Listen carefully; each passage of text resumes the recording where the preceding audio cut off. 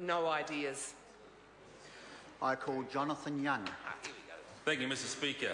Yes, better financial times. That's what the previous speaker mentioned. That is exactly what this government is leading this nation into through its 3.5 years of strong, stable, responsible government. And it is so essential, Mr. Speaker. When we took the reins of office, the financial crisis had reached its peak, and the New Zealand economy, which had gone into recession before anyone else, had shrunk 3% in that year, topping off 5 years of historically low growth. Exports had flattened out completely. We know the tradable sector had been in recession since 2004. And so, Mr. Speaker, this country was on its knees and desperately needed some wise, stable, strong, responsible government. And this is what we are presenting. It's prudent, it's moderate, but it's balanced. And we are presenting a budget for the time that also has an eye for the future. Mr. Speaker, we are very much part of a government which is building a strategy for a competitive economy, domestically and internationally as well. One of the biggest input costs to New Zealand consumers and businesses is electricity. And we have worked very strongly in this particular area. The Electricity Industry Act 2010 was a redraft of the electricity landscape. It was a structural reform to electricity retailing that is bringing benefits through to industry and also to consumers. I mentioned last night, I'll mention it again today. An example of this is the What's My Number campaign, which creates transparency between electricity retailers regarding the pricing, and the associated power switch program. That means a consumer can easily switch between retailers. That's very important for this country going forward because it begins to bring some real opportunity between retailers to compete for their consumers. And the benefit of that is not only the efficiency that we are driving forward, but also the competitiveness and the resulting price structures that New Zealand businesses and consumers are paying. That is very important in terms of this country going forward. Carl Hansen, who is the CEO of the Electricity Authority, he said that that campaign originally targeted 50,000 unique visitors to their website, which they set up. That's what they targeted, 50,000 in the first month.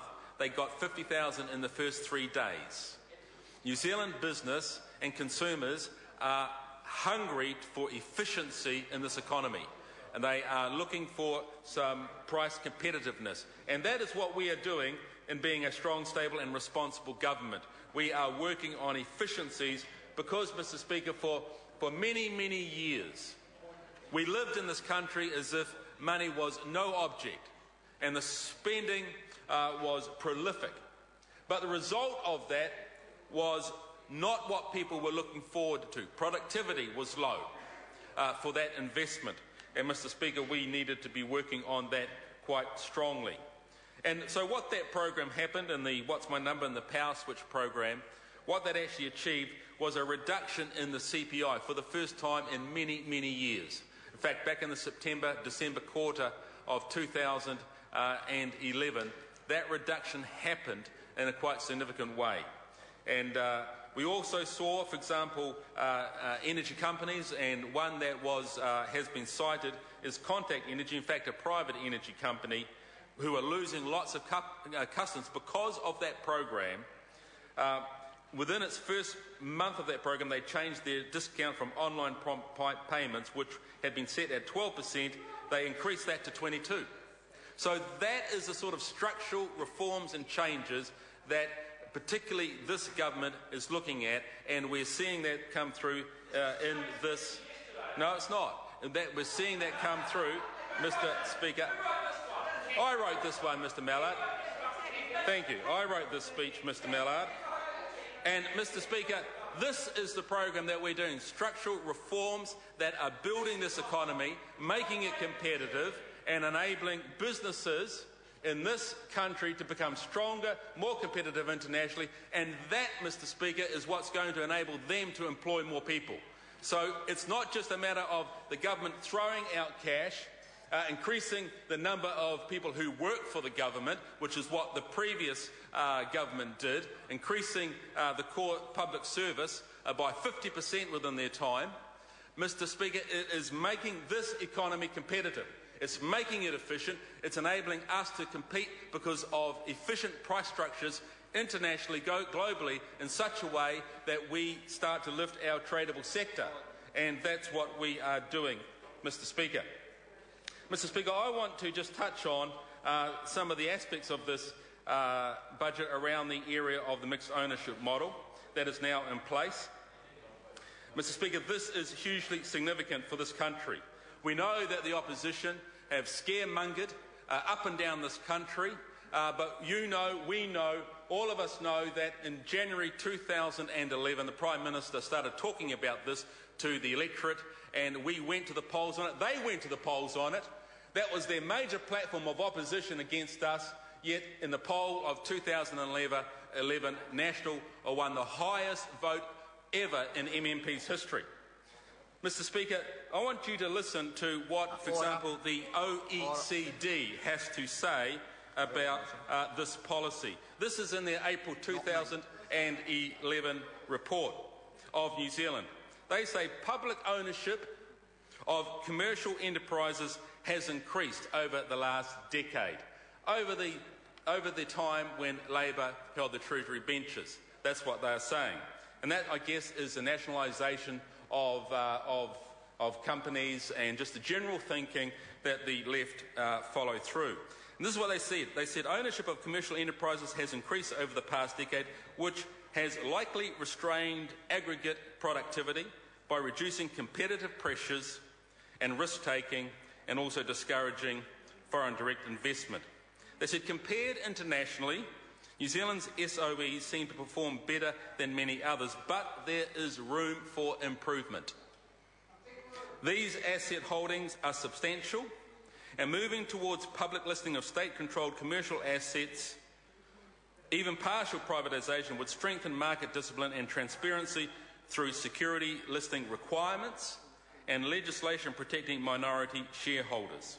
You know, a question came up when Mighty River Power, who are the first SOE who are going to be offered to New Zealanders, the question came up when they came to the Commerce Committee to report on their financial year end, June 2011.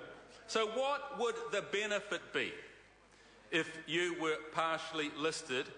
And the response from Doug Heffernan, who is the Chief Executive of Mighty River Power, was simply this. He said, we would have saved $100 million. How much? $100 million. That's what he said. You were there, Claire Curran. You heard what he said. It was very, very clear indeed. He said, while the state-owned generator had performed well, the proposed sale of shares in the business will increase scrutiny of its investments, will help improve its dynamic efficiency long term. Energy News, who were there in that room, reported that very day.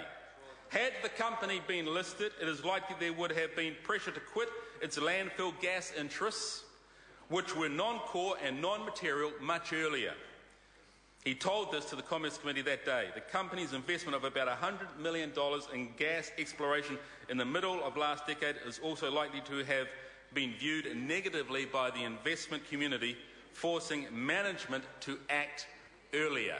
Now we know that the opposition have decried that, but we know that market pressures create efficiencies. We know that competitive pressures create efficiencies. And the beneficiaries of that are the consumers. The beneficiaries of that are the consumers who have better price structures. And this is why we introduced the Electricity Industry Act 2010, to create competitiveness in the electricity industry. Back in 2004, 5, 6 and 7 under the previous government, all of these companies were in silos, servicing just very small groups of consumers. But through this, There has been competition across the country, and through this mixed ownership model, we're going to see that productivity increase through those competitive pressures. Thank you, Mr. Speaker. I call Claire Curran. Thank you, Mr. Speaker. Mr. Speaker, I want to talk about this government's incompetence